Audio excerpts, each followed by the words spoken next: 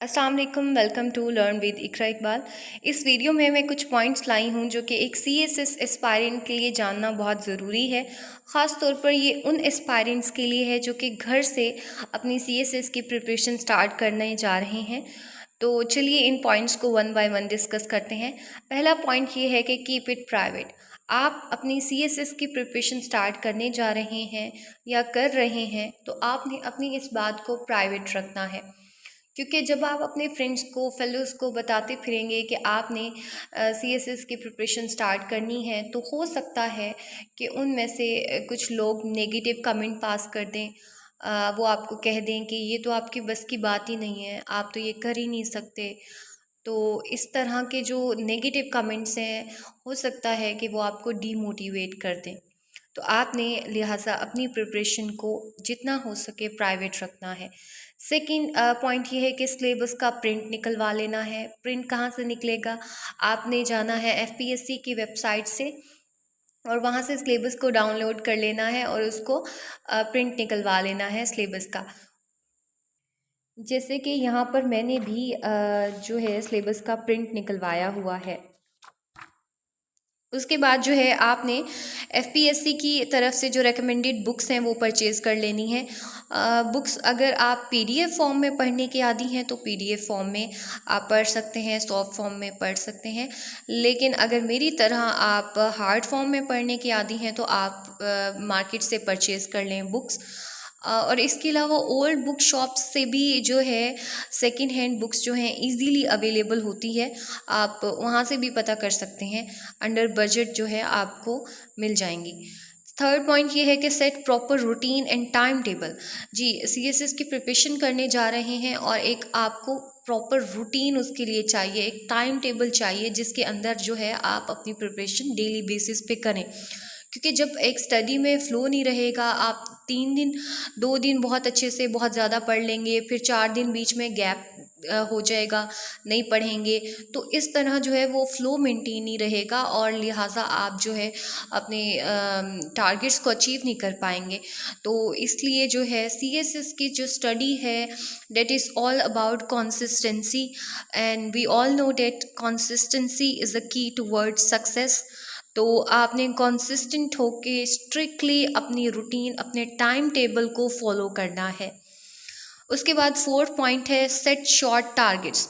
जी, आप जो है डेली बेसिस पे शॉर्ट स्टार्टिंग में CSS के प्रिपरेशन के बिल्कुल स्टार्ट डेज में 21 डेज तक जो है आप बिल्कुल शॉर्ट अपने टारगेट्स सेट करें।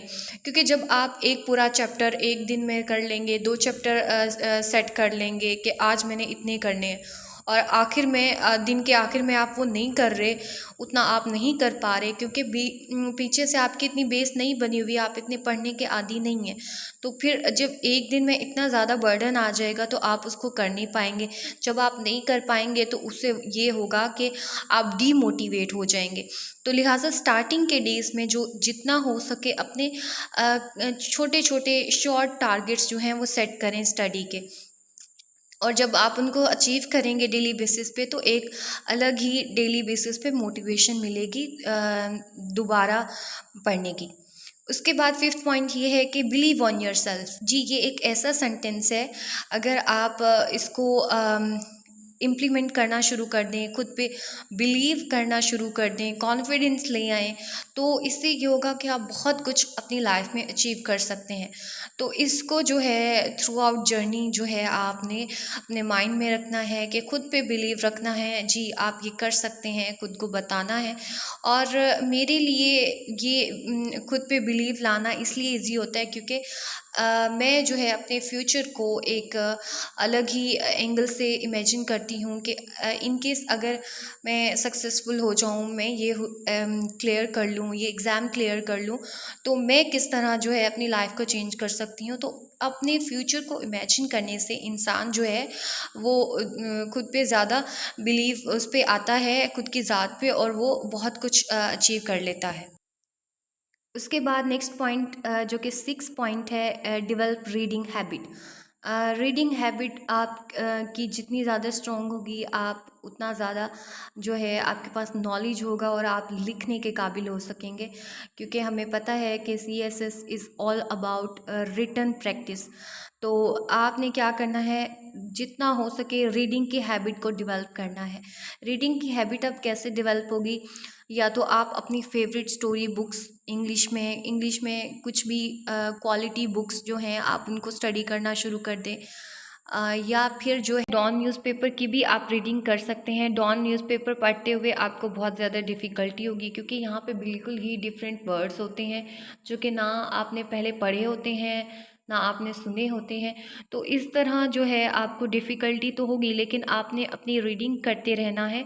और इसको इजी ऐसे कर सकते हैं कि आप जो डिफ़िकल्ट वर्ड्स आपको लग रहे हैं, एक साथ में ब्लैंक पेज ले लें और उसके ऊपर डिफ़िकल्ट वर्ड्स और साथ में उनके मीनिंग्स जो हैं आप गूगल करते जाएं और कंसेप्ट को अंडरस्टैंड करते जाएं। तो इस तरह जो है आपकी रीडिंग हैबिट भी डेवलप होगी और साथ में आप न्यू वोकैब वर्ड्स भी सीख रहे हैं। और उसके बाद जो है सेवन पॉइंट में है कि आपकी राइटिंग प्रैक्टिस, जितनी ज़्यादा आपकी राइटिंग प्रैक्टिस होगी उतना ज़्यादा आप जो है सक्सेसफुल होंगे इस एग्ज़ाम में, क्योंकि ये CSS एग्ज़ाम एक रिटन एग्ज़ाम है जिसमें आप 12 सब्जेक्ट्स को राइट करेंगे, तो आपकी राइटिंग हैबिट बहुत ज़्यादा डेवलप होनी चाहिए। उसके बाद 8 पॉइंट ये है कि इंटरनेट कनेक्शन बहुत ज़्यादा इम्पॉर्टेंट है, क्योंकि आपको जो चीज़ें मुश्किल लग रही हैं आप उसको गूगल करेंगे, सर्च करेंगे, उसका कॉन्सेप्ट लेंगे, तो उसके लिए जो है इंटरनेट कनेक्शन का होना बहुत ज़रूरी है। नंबर 8 ये है कि आप कोई भी टॉपिक प्रिपेयर करने जा रहे हैं तो सबसे पहले उसकी शॉर्ट सी यूट्यूब पे वीडियो देख लें, और क्योंकि उससे पहले टॉपिक को स्टार्ट करने से पहले आप उस टॉपिक से रिलेटेड अंडरस्टैंड कर लेंगे उसका बेसिक कॉन्सेप्ट, और जब उसकी रीडिंग करेंगे तो आपकी अंडरस्टैंडिंग और ज़्यादा स्ट्रॉन्ग होगी। और उसके बाद जो है 10 पॉइंट है नोट्स मेकिंग। जी, आप जो जो पढ़ रहे हैं उसके साथ में नोट्स बनाते जाएं, क्योंकि एट द एंड जो है आप अपनी जब रिवीजन करने बैठेंगे तो ये नोट्स जो हैं बहुत ज़्यादा हेल्पफुल साबित होंगे। उसके बाद जो है आप जब स्टडी कर रहे होते हैं, 11 पॉइंट ये है कि आपने छोटे छोटे ब्रेक्स लेते रहने हैं, 10 to 12 मिनट्स के। ब्रेक्स लेने से ये है कि आपका माइंड रिफ़्रेश हो जाएगा और आप जो है दोबारा अपनी स्टडीज़ की तरफ ज़्यादा फोकस्ड होके पढ़ेंगे। और आप ये भी कर सकते हैं अपने आप को रिफ़्रेश करने के लिए कि साथ में कुछ कैंडीज़ रख लें या बबल गम्स रख लें। जब आप स्लीपी फ़ील करें या फिर आप थोड़ा सा बोर फ़ील करें तो आप कैंडीज़ खा लें और उससे आपका माइंड रिफ़्रेश होगा, क्योंकि माइंड की एक्सरसाइज होगी बबल गम खाने से, तो इससे जो है आपका माइंड रिफ़्रेश होगा। तो ये थे कुछ इम्पॉर्टेंट पॉइंट्स जो कि जानना ज़रूरी हैं हर एक एस्पायरेंट के लिए।